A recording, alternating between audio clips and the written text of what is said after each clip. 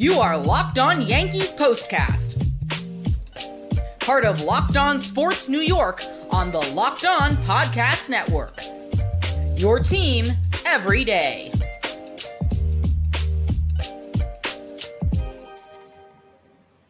All right, the Yankees' modest 3-game win streak has come to an end. The Red Sox take the third game of the 4-game series this afternoon. Went final a couple of minutes ago, and that final score was 7-1. Really was a sleeper. Gerrit Cole and Aaron Boone with some questions to answer. We'll try to answer them ourselves, and we'll certainly get to that ASAP. Hello, everybody. I'm Jay Berman. If you're a New Yorker, you might recognize my work. If not, glad we get the chance to know each other. I've spent more than 2 decades in the biz, everything from TV to web to radio. You can follow me on X at Jay Berman. That's JayBerman. All right, welcome to the Locked On Yankees postcast, both on the Locked On Sports New York YouTube channel and, of course, the Locked On Yankees podcast feed. The postcast gives you a place to hang out after every single Yankees game. We've been doing it for the past week. We're part of the Locked On Podcast Network, your team every single day. We'll chat everything Gerrit Cole. Will answer the questions that need to be answered. That from the near perfect start to the questionable decision, obviously, that intentional walk to his arch nemesis, Rafeal Devers. We'll get to that. Also on tap for the show, we'll discuss the performance of the lineup moving forward. We talked about a possible playoff preview, at least in regard to the lineup. A few tweaks today. Dominguez back in there. We'll get to that. We'll also discuss the performance of that lineup moving forward with our eyes on October. Lots of scheduling news to get to as well. And, of course, we'll set you up for the series finale in the Bronx against the Red Sox, which is tomorrow. All that coming up on the postcast. Today's episode is brought to you by Prize Picks. Go to prizepicks.com/LockedOnMLB and use code all lowercase LockedOnMLB. That's LOCKEDON MLB to win $50 instantly when you play $5. All right, Yankees lose 7-1. Gerrit Cole retired 9 of the first 10 batters he faced. Everything was going swimmingly. Meanwhile, there's 1 out now in the 4th inning. Cole, as we said, nobody on base, facing Rafeal Devers. 4 balls. Doesn't even throw a pitch, puts up 4, intentional walk, and then everything breaks loose from there. That's right. It turned out to be a 3-run 4th inning. Then it turned out to be a 4-run 5th inning. Everything crumbled. 10 of the next 12 batters that Cole faced, guess what? They reached base. 7 of them score. So what exactly was going on? We talked about the gigantic contract that Cole has and the fact that he's the best pitcher on quite possibly the best team right now. Not wanting to face a guy that, believe it or not, he has struck out 15 times in his career. Yes, Devers has 8 home runs versus Cole in 48 plate appearances. That includes the playoffs. So he's owned him for sure, hitting over 300 against him as well. But that intentional walk by Cole in the 4th inning with nobody on base and 1 out, he would eventually score on the Masataka Yoshida double. The very next at bat for Devers, well, guess what? The bases were loaded at that point. And of course, it's in the 5th inning now. 1 out, bases loaded. Cole has to pitch to him. And guess what? He burns him. A 2-run single extends the Red Sox lead to 5-1. Now, a couple of notes. It's the earliest bases empty intentional walk issued by the Yankees on record. It was just Cole's 2nd intentional walk since the 2019 postseason. So essentially 5 years. We'll get to Cole's numbers coming up in just a little bit, but we first have to answer the question, why? Why on earth did they intentionally walk Devers? Also, why on earth did things completely spiral out of control from that point on? As we said, 9 of the first 10 batters were retired by Cole. He did not allow a hit until that point. Intentional walk, another walk, and then the floodgates open. 10 of the next 12 batters reach base. As we said, 7 of them score. Cole takes the loss obviously. 4 1/3, 5 hits, 7 earned, 3 walks, only struck out 2, only threw 68 pitches. His ERA is now near 4. Tim Mesa and Tim Hill picked up the rest of the responsibilities. It's funny, as we pointed out, Cole only threw 68 pitches, 38 for strikes. He threw 30 balls. I was actually still a little bit surprised that Aaron Boone pulled him at that point in time. Again, only 68 pitches. And we know how good the bullpen has been, but still, you'd like to get more out of your starters. So again, Gerrit Cole, the intentional pass to Rafeal Devers, who, as we said, has 8 home runs in his career against Devers. Well, guess what? It did not work. Cole, with his 15th start of the season, he was brilliant his last time out against the Cubs at Wrigley. In fact, how about this stat? His last 7 starts, his ERA was 1.38. His last 7 starts coming into today, obviously. So his last 7 starts, a 1.38 ERA. And guess how many earned runs he's allowed in those 7 starts? 7. Guess how many earned runs he allowed today? 7. So it's roughly been about a month and a half of 7 earned runs total for Cole. And then in 2 innings, in the 4th and 5th today, 3 runs and 4 runs respectively. The decision to walk Devers was the car crash. The rest of the day in the stadium, where you could hear a pin drop, was the funeral. Really was a strange turn of events. And would love to hear what both Gerrit Cole and Aaron Boone have to say. You know how this stuff works. You're going to get manager speak. You're going to get pitchers speak, especially from Cole, who doesn't seem to ever answer a question. But regardless, that's not for us to concern ourselves with. Again, Cole goes 4 1/3, allows 7 earned. We'll break down the lineup as well. Gleyber Torres, a hit. Aaron Judge, a hit. Jazz Chisholm, a hit. Volpe and Verdugo also had hits. 5 total hits for the Yankees and 1 run. Gleyber drove in that run in the bottom of the 3rd inning. Yankees actually had a lead 1-0 at that point in time. And as we said, Gerrit Cole was rolling, retired 9 of the first 10. And then for some inexplicable reason, they decide to give the free pass to Rafeal Devers.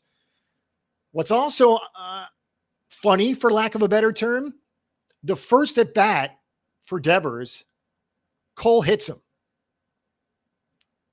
Most likely purposeful, not to start a brawl, but because he didn't want to face him.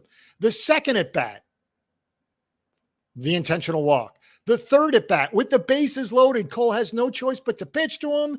And guess what? A 2-run single that made it 5-1. 15 minutes later, it's 7-1, and the Yankees are toast. As we said, the decision to walk was the car crash. The rest of the day was the funeral. Forgive the analogy. All right, lineup questions as well. We saw Jason Dominguez back in the lineup, but playing center field today. It was one of the Judge DH days, which meant no Giancarlo Stanton, because obviously he can only DH. Judge moves from center to the DH. Dominguez moves from the bench to center field, and Alex Verdugo gets another start. He was in left field today. Verdugo 1 for 3. Dominguez 0 for 3. By the way, has just 1 hit this season, and of course, that 1 hit was since he was recalled. So again, struggles for Dominguez coming in. As for Aaron Judge, he has reached base at least 2 times in a game. Get this, 92 times this season. That's the most in baseball. And you know what? He was on 2 more times today with a single and a walk. So that's 93. That's an amazing number. Again, 2+ times on base in a game, 93 times. Yanks have only played 140 some odd games. So really, a phenomenal percentage right there. All right, Yanks didn't have Luke Weaver today, coming into today after last night's 2-inning save. Not that it mattered, but we discussed the possibility of Luke Weaver being named the closer moving forward. And of course, Aaron Boone has been very reluctant to define the roles in the bullpen. No Luke Weaver today, no need for him anyway, so he gets a day's rest. And again, the Yankees lose 7-1. As we said, We'll take a look at the Sunday matchup. And of course, we have a gigantic road trip coming up. We'll be with you all next week for Seattle and Oakland.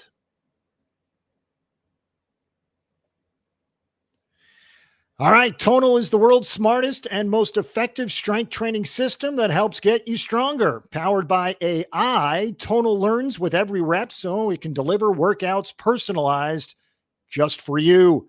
Tonal learns from your movement and provides suggested weight recommendations for every move, that with detailed progress reports. They even create personalized program and workout suggestions or recommendations based on your individual goals. It's like having a personal trainer at home with you, as Tonal will optimize every workout just for you. Unlike traditional gym equipment, Tonal uses adaptive digital weight to advance your training techniques. From professional athletes to the mom of three, Tonal is trusted by thousands who have become their strongest. Right now, Tonal is offering our listeners $200 off your Tonal purchase with promo code LOCKEDONMLB. That's Tonal.com. Use promo code LOCKEDONMLB for $200 off your purchase. That's Tonal.com. Promo code LOCKEDONMLB for $200 off. Also, we want to tell you that we're very thankful for making Locked On Yankees your first listen today. For your second listen today, enjoy the Locked On MLB podcast. Host Paul Sullivan, a.k.a. Sully, is here daily to provide national expertise with his trademark humor. That'll help you get ready for the MLB playoffs, which, of course, are right around the corner, just a couple of weeks away. All right, you got it all covered every single day on Locked On MLB, available on your YouTube or wherever you get your podcasts. Part of the Locked On Podcast Network, your team every single day.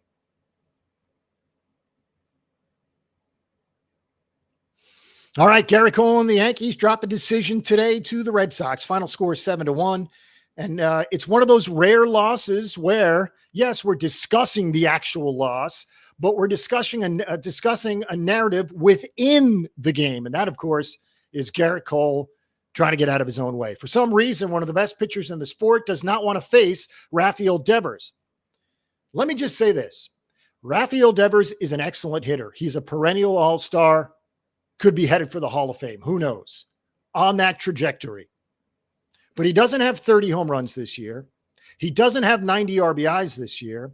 He's not hitting 300 this year. Not exactly vintage Rafeal Devers. And the fact that Gerrit Cole felt the need to not pitch to him essentially twice, because he hit him in the first at bat, and then he obviously was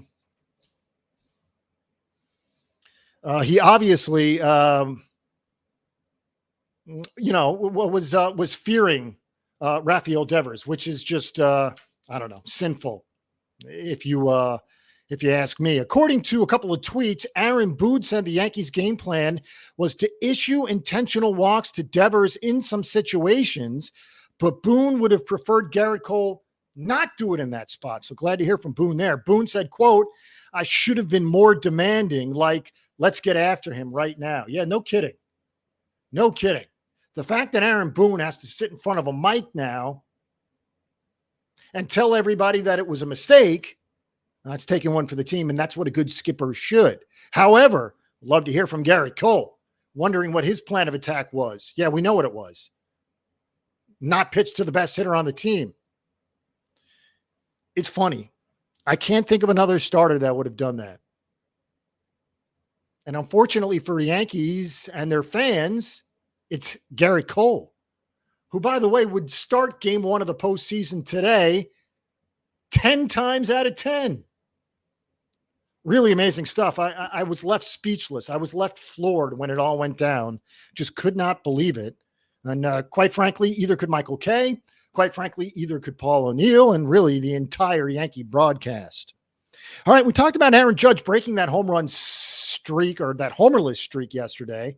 Apparently it's contagious. I didn't even realize it at first, but Jazz Chisholm hasn't hit a home run in 14 games. And by the way, let's talk about Jazz, who's turning into an absolutely awful base runner. Got picked off first base again. Also tagged up on a fly ball with 2 outs. That one went under the radar. But again, with 2 outs on a fly ball, he went to tag up. As you know, with 2 outs, you're on the base paths. You're running. Put your head down and run. Wherever that ball goes, you run. Alex Verdugo, he too is having struggles on the base paths. Again, for the second time in a week, caught at second trying to stretch a single into a double. So the combination of Jazz and Alex Verdugo on the base paths, well, that leaves plenty to be desired. The Yankees have now won more than they've lost at home. Forget this. 33 straight seasons with a winning record at home. It began back in 1992. Yanks are now 41-33 at home this season. So that clinches the good feelings at home. Again, 41-33. They'll finish with a winning record at home, as we said, for a 33rd consecutive season. That streak began in 1992. Obviously, we did not have full seasons in 2020 because of COVID. But again, a winning record at home every year since 1992. By the way, the Red Sox entered play today, 4.5 back for the final AL wildcard spot. And that lead is now down to 4. They also have to jump 3 teams. So it's not going to be easy for the Red Sox, but don't tell them that. They've been feisty. Yanks entered play with a 3-game lead in the AL East over the Orioles. They also entered play with 3 straight wins. That streak's gone, and so is the 3-game lead over the Orioles, down to 2.5 now. Baltimore continues their series in Detroit with the Tigers. They'll get underway in about 90 minutes, so certainly want to keep our eyes on that. All right, Gerrit Cole made 15 starts this season. This is the first one that featured an intentional walk. In fact, we mentioned it earlier, worthy of repeating. The last time Gerrit Cole intentionally walked somebody was the 2019 playoffs. Folks, that's 5 years. That's a third, really almost a half of his career. So it doesn't happen often. And when it does, it is absolutely startling. All right, we'll take a quick break. We'll set you up for the Sunday matchup, and we'll also set you up for that monster road trip, which begins Tuesday night in Seattle. All right, Prize Picks is America's #1 daily fantasy sports app with over 5 million active members. How about this? 1 Caleb Williams passing yard gets you 1 win on Prize Picks every week in September. That's right. Only 1 yard gets you an automatic win every football weekend in September. 4 weeks of free W's. Don't miss the deal on Prize Picks because it's gone when September ends. You can now win up to 100 times your money on Prize Picks with as little as 4 correct picks. Prize Picks is the best way to get action on sports in the most states. That includes California, Texas, and Georgia. Download the Prize Picks app today. Use code LOCKEDONMLB. Get $50 instantly when you play $5. That's code LOCKEDONMLB, LOCKEDONMLB on Prize Picks. It'll get you $50 instantly when you play $5. You don't even need to win to receive the $50 bonus. It's guaranteed. Prize Picks, run your game. Also want to tell you about FanDuel. You've heard us talk about it a lot. It's America's #1 sports book. We'll have something a little different for you now through September 22nd. All FanDuel customers can bet $5 and get a 3-week free trial of NFL Sunday Ticket from YouTube and YouTube TV. Then with a YouTube TV base plan, you'll be able to watch every regular season Sunday afternoon out-of-market game. All you need is a Google account and a current form of payment, and you can cancel anytime. And if that's not enough, be sure to check out FanDuel's Profit Boost in the app and use it for FanDuel's Double Your Winnings for all of Sunday, 9:15 pregame moneyline bets. Profit Boost will be live starting on Thursday, 9/12. View your account page now to learn more about your boost. Just visit FanDuel.com. Download America's #1 sportsbook. All right, we are back. We told you we'd set up Sunday and then the rest of the regular season for you. So we'll do that. by telling you the series finale between the Red Sox and Yankees comes your way shortly after 1:30 Eastern time tomorrow. Cutter Crawford goes for the Red Sox. Carlos Rodon goes for the Yankees. Both pitchers have ERAs north of 4. Yankees trying to take 3 or 4. What a difference a win tomorrow would make, really. 3 out of 4 and splitting 2 with the Red Sox. Big difference there. The Orioles, as we said, are playing the Tigers in Detroit tonight. Corbin Burns goes for Baltimore. Again, they're 83-65. And as of now, they are 2.5 behind the Yankees in the division. Orioles 83-65. Yankees are 86-63. We promised a preview of the road trip as well. It begins in Seattle Tuesday night, Wednesday night, and then Thursday afternoon. Then we're off to Oakland for Friday, Saturday, Sunday. Then we come home for the final time and the final homestand of the season. By the way, this is the final road trip of the season, obviously. We come home after 3 in Seattle, 3 in Oakland. We get 3 with the Orioles, which will obviously be incredible. Then we get 3 with the Buccos, the Pittsburgh Pirates, little interleague action to finish things off. So 3 with Baltimore and 3 with Pittsburgh at home to end the regular season. Cannot wait. Again, it starts Tuesday in Seattle, 3 with Seattle, 3 with Oakland, 3 with Baltimore, 3 with Pittsburgh, 6 games on the road left, 6 games at home left. Should be really an interesting finish for the Yankees. All right. 7-1 is the final. Almost said 5-1, but the fifth inning proved to be fatal for the Yankees. So again, 7-1 final score. As we said, Yanks clinched a home record last night, a winning home record at 41-32. They're now 41-33. Red Sox just a game over 500 on the season. All right, Gerrit Cole had a chance to blow away Rafeal Devers. Instead, he decided to walk him in the 4th inning. That proved to be costly. Cole, for some odd reason, didn't want to face Devers. So he hits him the first time up. The second time up, intentional walk. 20 minutes or so later, it's 7-1 Red Sox, and the Yankees are toast. We'll use the analogy. The car crash was the decision to walk Devers. The funeral, wow, that was the rest of the game because you could hear a pin drop the rest of the way.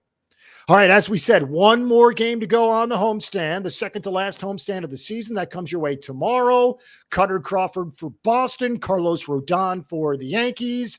We got it all covered right here on the Locked On Yankees postcast. We'll be with you tomorrow as well. All right, thank you for making Locked On Yankees your first listen today. Now go check out the Locked On MLB podcast. Prepare for the Fall Classic with Sully, who has it all covered every single day. You can find the link to Locked On MLB in the description, so you don't need to search.